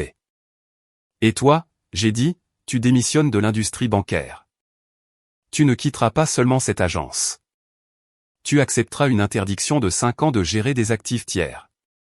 Tu prendras un emploi de niveau débutant dans un autre domaine. Et tu apprendras ce que signifie gagner un salaire sans effet de levier. B m'a fixé. L'arrogance se battait avec son instinct de survie. Tu veux que je démissionne? A-t-elle demandé. Tu veux que je ne sois personne? Je veux que tu sois honnête, j'ai dit. C'est la même chose. Signer les papiers, j'ai dit à mon père. Ou laisser la banque prendre la maison. C'est ton choix. Cal a regardé le document. Il a regardé Pike, qui était en train de se faire lire ses droits par l'auditeur. Il a regardé l'avocate de la banque qui était prête à saisir ses stocks. Il a réalisé que le jeu était terminé. L'ère de la famille Moreau prétendant être la royauté était finie. Il a pris le stylo. Sa main tremblait, mais il a signé. Ma mère a signé ensuite, pleurant doucement. Puis j'ai fait glisser le papier vers Bérénice. Elle m'a regardé avec une haine pure et non diluée. Tu as planifié ça, a-t-elle sifflé. Tu as tout fait ça parce que j'ai dit que tu étais fauché. Tu as détruit ma vie pour 200 €. Non, j'ai dit sèchement. Je me suis levé, lissant mon costume. Je l'ai regardé, non pas avec colère, mais avec l'indifférence d'une étrangère. Bérénice, j'ai dit. C'était juste les frais. C'était le prix d'entrée pour voir qui tu étais vraiment. Je n'ai pas détruit ta vie. J'ai juste enlevé la fausse vie que tu as construite avec mon argent. Ce qui se passe ensuite dépend de toi. B a signé. Elle a claqué le stylo, mais elle a signé. Nous avons fini ici, j'ai dit à l'auditeur. La preuve est à vous. L'argent est à moi. J'ai quitté la salle de conférence. J'ai marché devant la ligne des guichetiers où le personnel chuchotait. J'ai marché devant le bureau vide où Bérénice avait l'habitude de s'asseoir et de prétendre qu'elle était importante. J'ai poussé les lourdes portes vitrées et je suis sorti au soleil. L'air avait un goût sucré. J'ai sorti mon téléphone. J'avais un seul message à envoyer à Grant. C'est fini. Le virement est passé. Les prêts sont réglés. Je rentre à la maison. J'ai tapé une autre ligne avant d'appuyer sur envoyer. Je n'ai pas retiré l'argent pour me venger. Je l'ai retiré pour me retirer du piège qu'ils avaient tendu. Je me suis finalement libéré d'eux. Je suis monté dans ma voiture, la berline sensée que Bérénice détestait, et je suis parti. Je n'ai pas regardé dans le rétroviseur. Il n'y avait rien derrière moi qu'une banque en ruine et une famille qui avait finalement appris le vrai coup de zéro.